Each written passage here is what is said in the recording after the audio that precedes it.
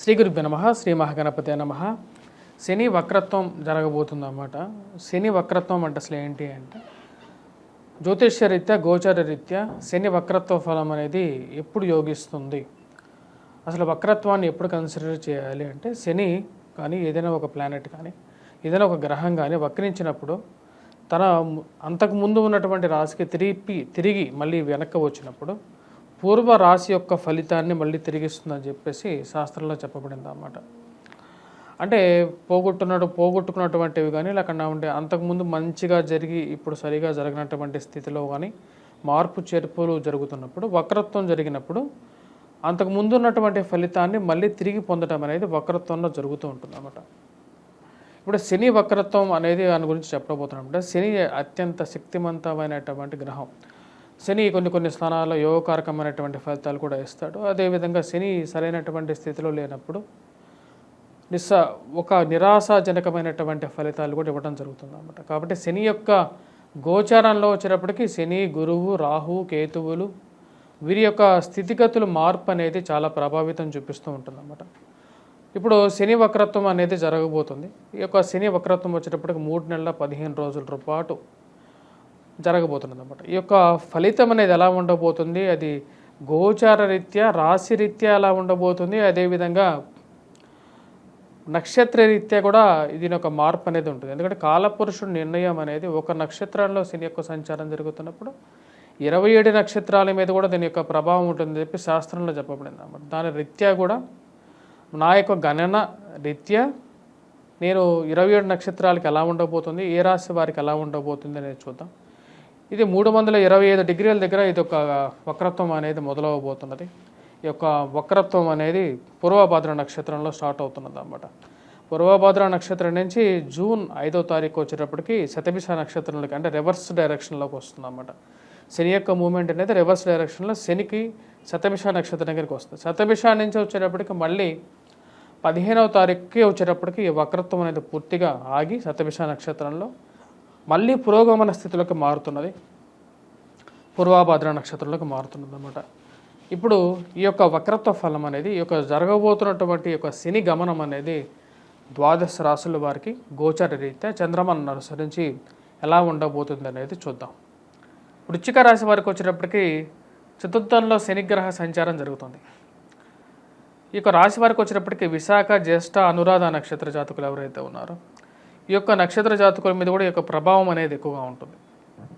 అంటే శని పూర్వభాద్ర నక్షత్రం నుంచి శతభిష నక్షత్రంలోకి మార్పు అనేది ఉంది. పూర్వభాద్ర నక్షత్రంలో ఉన్నప్పుడు శని యొక్క ప్రభావం అనేది ఈ 3 నక్షత్రాలు ఏవైతే విశాఖ, జ్యేష్ఠ, అనురాధ నక్షత్ర జాతకులు ఎవరు ఉన్నారో వీరి మీద ఎటువంటి ప్రభావం అనేది ఉంటుందనేది కూడా చెప్తాను. ఎందుకంటే నక్షత్ర రీత్యా వేరే విధంగా ఉంటుంది, అదేవిధంగా రాశి మీద ప్రభావం అనేది కొంచెం వేరియేషన్ ఉంటుందన్నమాట. ఇదే శని గోచార రీత్యా కూడా మనకు చాలా రెఫరెన్స్ బుక్స్లో కూడా చెప్పడం జరిగింది అన్నమాట. ఇప్పుడు ఈ యొక్క గ్రహస్థితి జూన్ 30వ తారీఖు గ్రహస్థితిలో వచ్చినప్పటికీ రాశి వారికి సప్తమంలో గురువు అనుకూలమైనటువంటి స్థానంలో ఉన్నాడు. గత సంవత్సరంలో గురువు షష్టమంలో ఉన్నప్పుడు అర్ధాష్టమ శని ప్రభావం ఉన్నప్పుడు వీరికి ఎక్కువగా ప్రభావితం చూపించగలిగింది. అది ఉద్యోగరీత్యా వ్యాపార రీత్యా కూడా ఎక్కువగా ప్రభావితం ఉంది.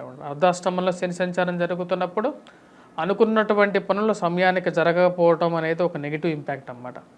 మరి తల్లిగారి ఆరోగ్య సంబంధితమైన విషయాల్లో కానీ క్షేత్ర నాశనం అంటారు అన్నమాట. క్షేత్రం అంటే వచ్చేటప్పటికి గృహం కానీ ఒక మాట మీదకి రాకపోవటం కానీ ఆరోగ్యపరంగా కానీ ఆరోగ్యం దెబ్బతింటే చాలు. ఆరోగ్యం దెబ్బతింటే నీకు ఉద్యోగం ఉండదు, డబ్బులు ఉండవు, అన్నీ ఒకదాని మీద ఒకటి ఇంటర్ రిలేటెడ్ కాబట్టి అది మొత్తం ప్రభావితం చూపిస్తూ ఉంటుంది. కానీ ఇప్పుడు గ్రహస్థితిలో ఒక మార్పు అనేది సప్తమంలోకి గురుగ్రహ సంచారం జరగటం అనేది ఒక పాజిటివ్ ఇంపాక్ట్. పంచమంలో ఉన్నటువంటి రాహు వచ్చినప్పటికీ పిల్లల యొక్క ఎదుగుదల విషయంలో కష్టాన్ని గురి చేస్తూ ఉంటాడు. అర్ధాష్టమ శని ప్రభావం ఉన్నప్పుడు కొద్దిగా నెగిటివ్గా ఉన్నప్పటికీ కూడా పూర్వభాద్ర నక్షత్రంలో శనిగ్రహ సంచారం జరుగుతున్నప్పుడు విశాఖ నక్షత్ర జాతకులకు వచ్చేటప్పటికి వైవాహిక జీవితంలో అనుకూలతను ఎక్కువగా ఇస్తాడన్నమాట. అంటే ప్రేమ సంబంధితమైన వ్యవహారాల్లో కానీ లివింగ్ రిలేషన్షిప్స్లో కానీ అన్య స్త్రీ అన్య పురుషుడి యొక్క కలయిక కానీ ఒక పాజిటివ్ ఇంపాక్ట్.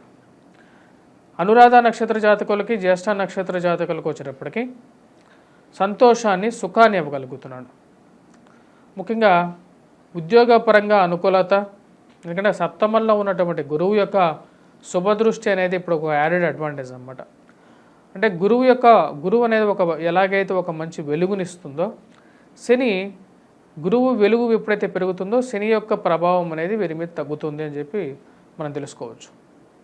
గురువు సప్తమంలోకి వెళ్ళాడు.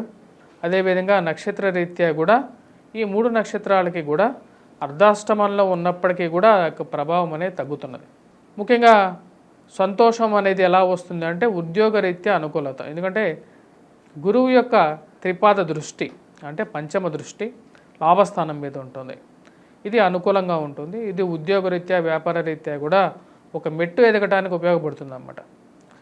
అంటే పేరు ప్రఖ్యాతులు కానీ, సంతోషం కానీ, బంధువులతో తిరగటం కానీ, ఇవన్నీ ఒక పాజిటివ్ ఇంపాక్ట్. ఎప్పుడు సహాయం చేయనటువంటి బంధువులు కూడా అనుకూలంగా ఉంటాయి. ఇంట్లో వివాహం జరగటం, శుభం జరగటం, దూర ప్రాంత ప్రయాణం చేయటం, ఇవన్నీ ఒక పాజిటివ్ ఇంపాక్ట్.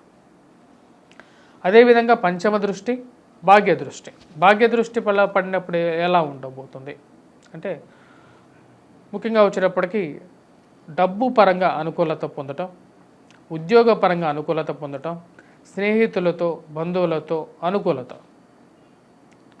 ఇవన్నీ ఒక పాజిటివ్ ఇంపాక్ట్గా ఉంటుందన్నమాట. అర్ధాష్టమ శని ప్రభావ రీత్యా గత సంవత్సరంలో అనుభవించినటువంటి కష్టాల నుంచి వృశ్చిక రాశి వారికి చాలా వరకు విముక్తి పొందడం అనేది స్టార్ట్ అయిందన్నమాట. రాబోతున్నటువంటి 3 నెలల పాటు ఇక రాశి వారికి అనుకూలత. కానీ రాహువు యొక్క ప్రభావం అనేది ఈ రాశి వారి మీద ఉందన్నమాట. అది విషయం క్లియర్గా తెలుసుకోవాలి. ఎందుకంటే రాహువు కరెక్ట్గా తన యొక్క దృష్టి లాభస్థానం మీద చూపిస్తున్నాడు. కన్య మీద ఎక్కువగా దృష్టి ఉందన్నమాట. రాహు యొక్క ప్రభావ రీత్యా వచ్చేటప్పటికి స్నేహితులతో జాగ్రత్తగా ఉండాలి. ఎందుకంటే ఎవడో దగ్గరగా ఉన్నాడో వాడు మన స్నేహితుడు కాదు. ఆ విషయం తెలుసుకోండి. ఎందుకంటే ప్రతికూలమైనటువంటి స్నేహితులు కూడా ఉంటారు, అనుకూలమైనటువంటి శత్రువు కూడా ఉంటాడు అన్నమాట. అంటే ప్రతికూలమైనటువంటి స్నేహితుడు అంటే పక్కనే ఉండి మనల్ని చూస్తూ సమయం కోసం వెయిట్ చేసి మన ఎదుగుదలని వాడికి ఇష్టం ఉండదు, కాకపోతే నీ పక్కనే ఉంటాడు. వాడు నీ స్నేహితుడుగానే ఉంటాడు, కాకపోతే నీ ప్రతికూలంగా ఉంటాడు. కాబట్టి వాడిని కూడా గమనిస్తూ ఉండాలి. ఇదే ఒక లైఫ్లో సక్సెస్ పాయింట్గా కూడా చెప్పడం జరుగుతుంది అన్నమాట. ప్రతికూలమైనటువంటి స్నేహితుడిని గమనించుకోవాలి. ఆ యొక్క విషయాన్ని ఈకో రాశి వారు ముఖ్యంగా, ఎందుకంటే ఇక్కడ పరిస్థితి ఈకో రాశి వారికి అనుకూలంగానే ఉంది.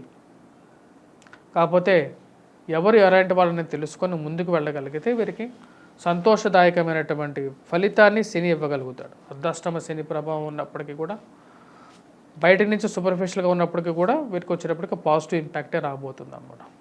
ఈ యొక్క రాశివారు ముఖ్యంగా వచ్చేటప్పటికి ఇటువంటి పరిహారం చేసుకోవాలి. ఎందుకంటే ఈ యొక్క రాశి వారికి వచ్చేటప్పటికి పంచమంలోకి రాహుగ్రహ సంచారం అనేది ఉంది.